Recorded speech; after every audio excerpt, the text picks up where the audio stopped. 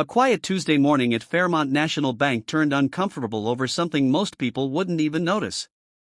$17, that was all it took for a respected bank manager to decide a tired-looking single father wasn't worth another minute of her time. Less than 30 minutes later, she found herself standing in the same marble lobby watching executives rush through the front doors because the man she had dismissed was preparing to move $63 million out of the bank. If you believe in kindness and second chances, please like, comment, share, and subscribe to Kindness Corner 2.0. Outside, a light drizzle covered downtown Portland.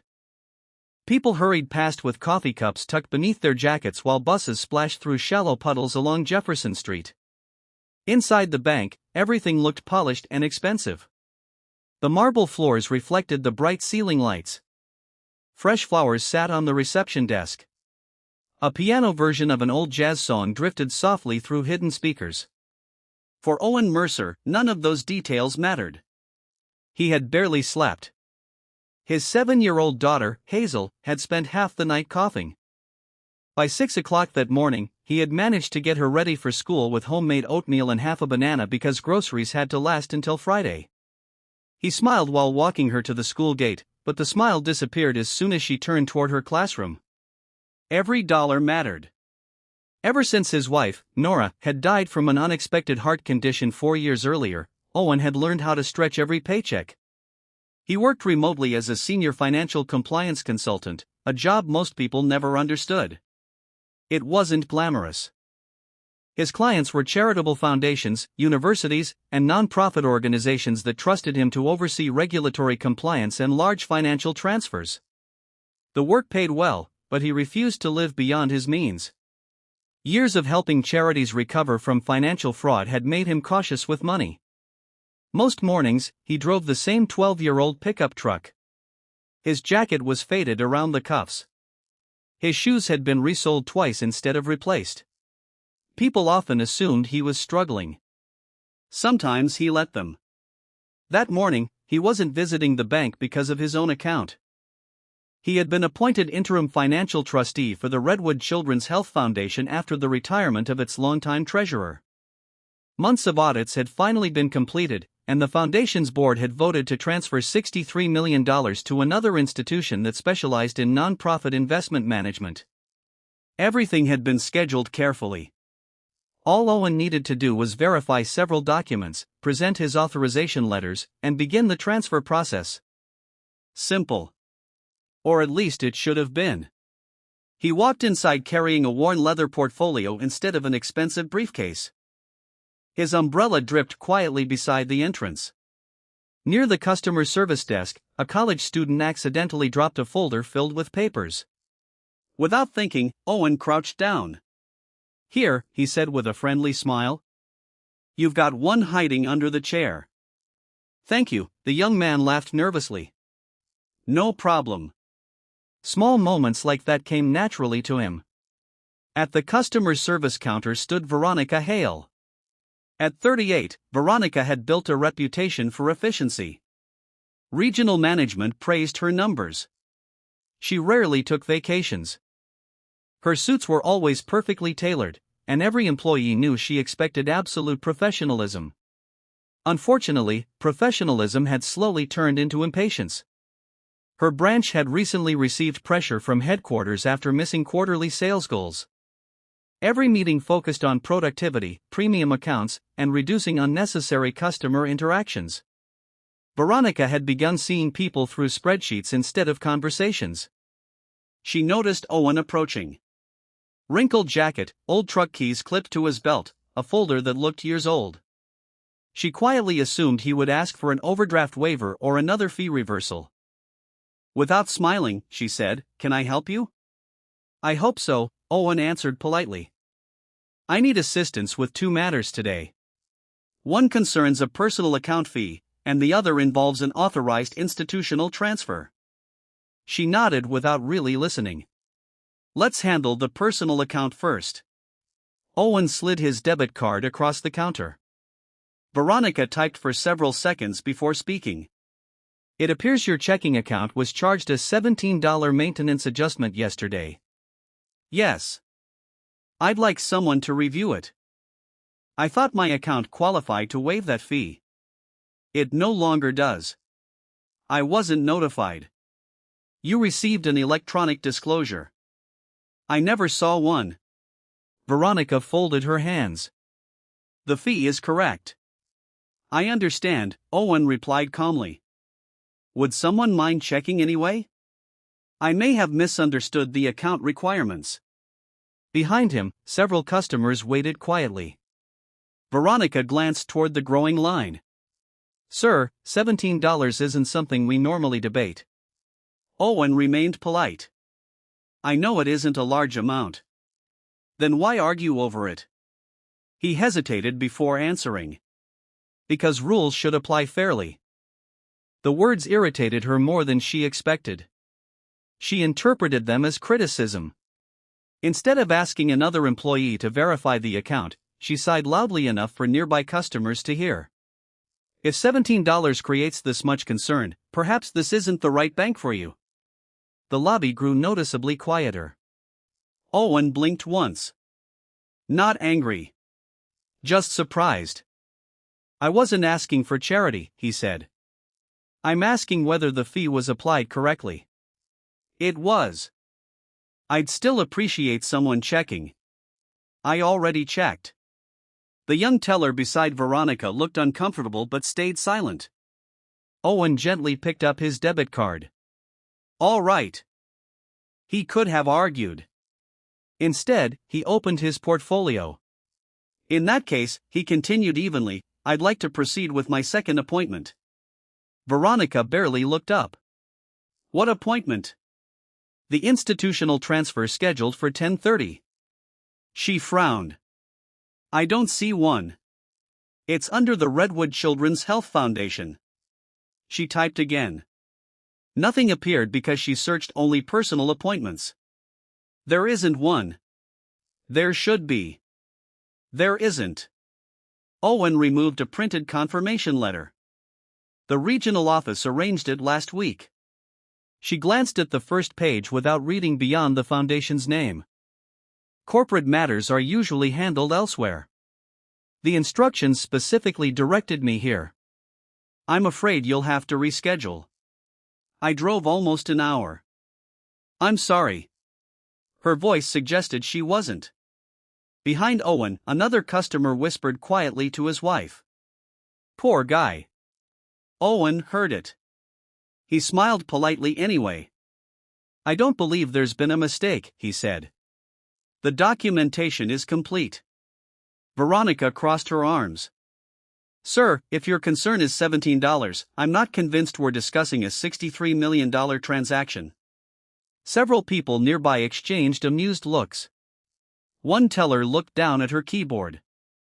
The comment had crossed a line. Owen didn't answer immediately. Instead, he slowly removed a sealed authorization packet bearing the foundation's embossed silver logo. He placed it gently on the counter. I understand why that sounds unusual. Veronica gave a short laugh. I'm sure. Would you mind reading the first page? I'm helping other customers. It will take less than a minute. No. Her answer was immediate.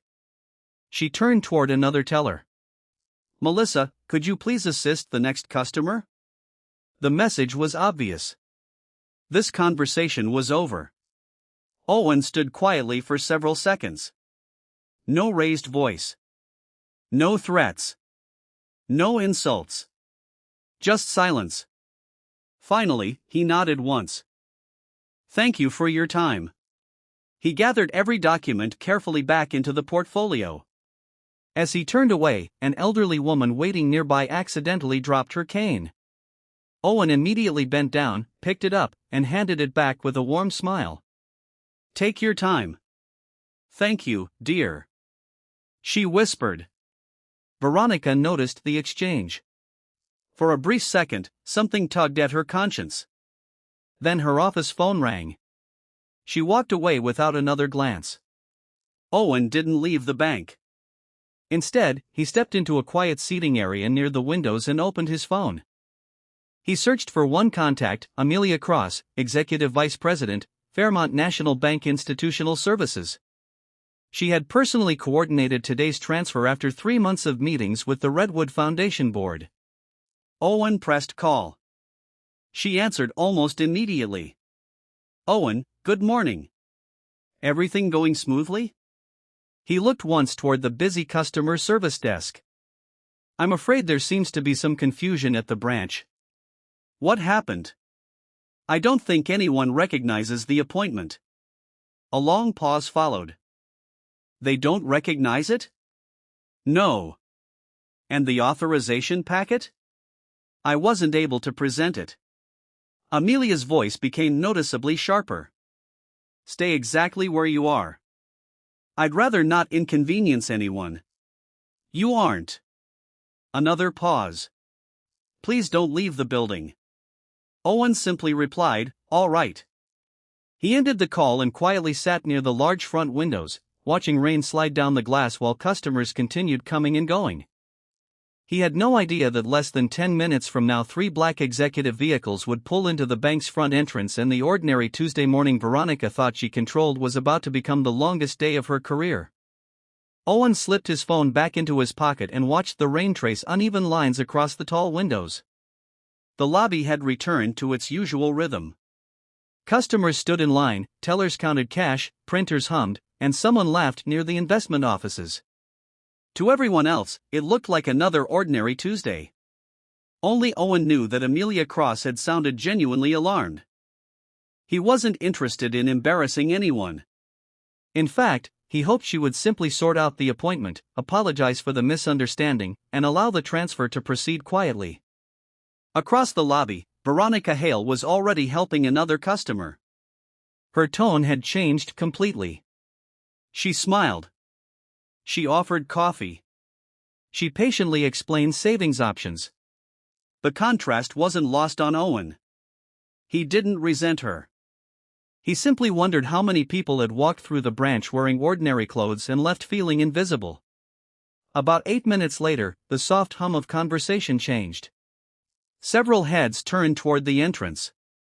Through the glass doors, 3 black executive SUVs rolled to the curb one after another.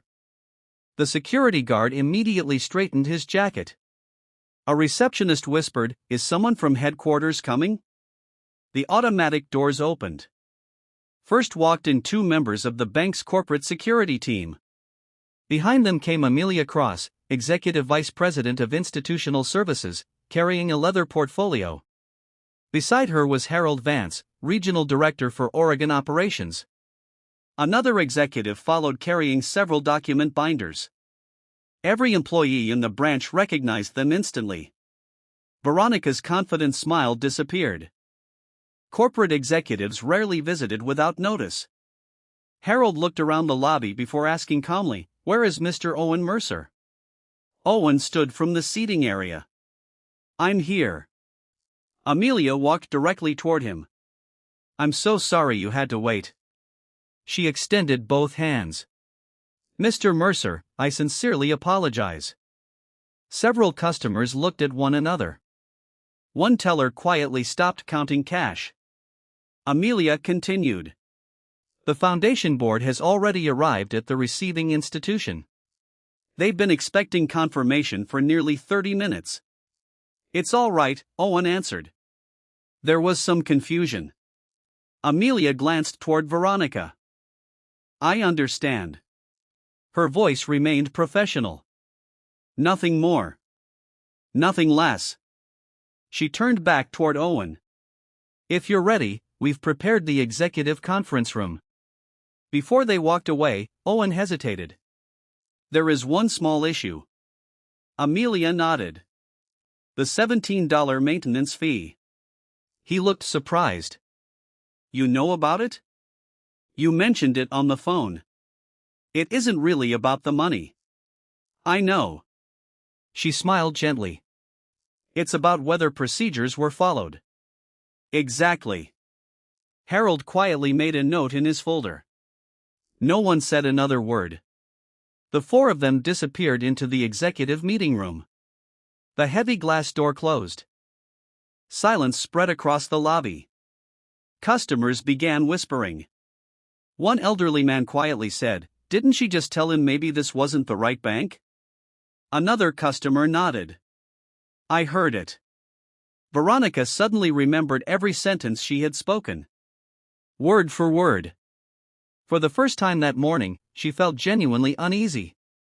Inside the conference room, the atmosphere was entirely different. Coffee had already been prepared. Legal documents were organized neatly across the polished oak table.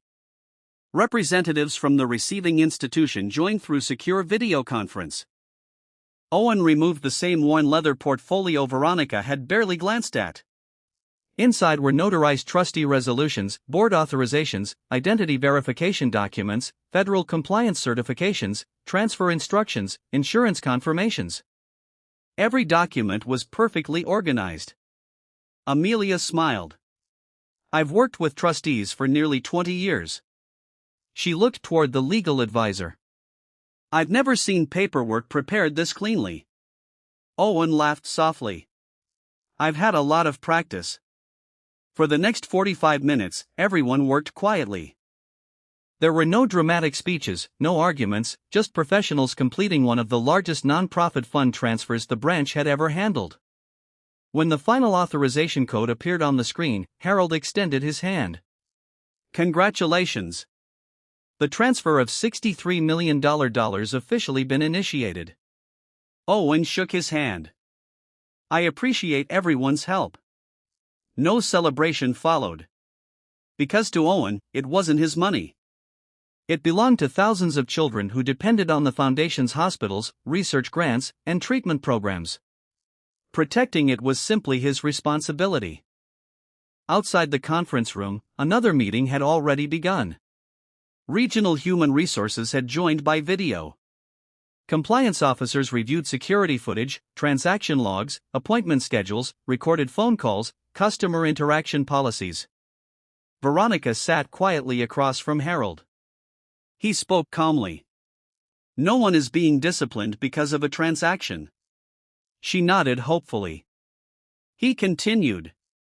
"This review concerns professional conduct." She swallowed. Harold placed 2 printed pages on the table. "The foundation appointment was scheduled 6 days ago." She looked down. "You searched only personal appointments. I thought you assumed." He wasn't angry. His disappointment carried far more weight. He continued reading. "You declined to review official documentation. You publicly commented on a customer's financial situation. You discouraged further assistance. You failed to escalate an institutional request." Each sentence landed heavier than the last. Veronica finally whispered, "I made a mistake." Harold nodded. "Yes. But the mistake wasn't misunderstanding paperwork." He paused. "It was deciding who deserved respect before you knew who they were." The room became silent. Veronica stared at the table. She realized he was right. Even if Owen had truly been arguing over $17, he still deserved patience. Instead, she had treated him like an inconvenience. Nearly an hour later, Owen finished signing the final compliance forms. As he stepped back into the lobby, several employees quietly greeted him. One young teller hurried over. "I'm really sorry about earlier." Owen smiled kindly. "You don't owe me an apology. I should have spoken up." He shook his head. "Sometimes it's hard to speak when your manager is standing beside you." The teller smiled weakly. "Still, next time," Owen said, "just remember that everyone walking through those doors is carrying something you can't see." Those words stayed with her. Veronica walked slowly from the meeting room. Her eyes met Owen's. For several seconds, neither spoke. Finally, she approached. "I owe you an apology." "You don't have to." "I do." She took a slow,